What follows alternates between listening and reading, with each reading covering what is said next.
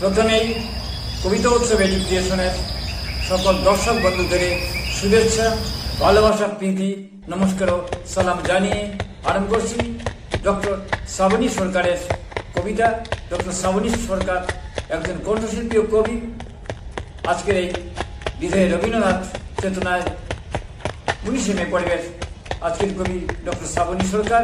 শ্রাবণী সরকার MBA ও BSc করেছেন। রবীন্দ্র সঙ্গীত, নজরুল গীতি ও লোকসঙ্গীতে তিনি বিশারদ।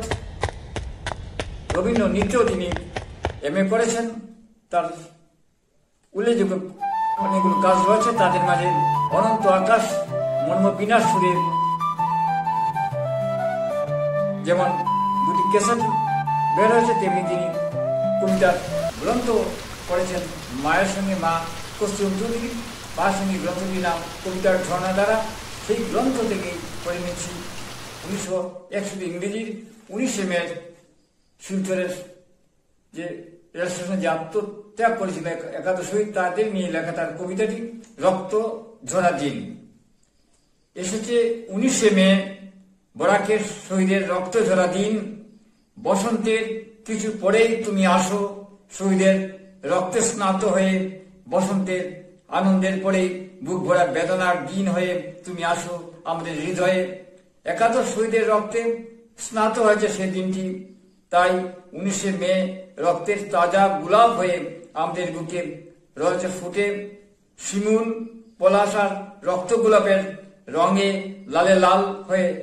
আর শপথের কাঁটা নিয়ে প্রতি বছরই আসো তুমি 19শে মে।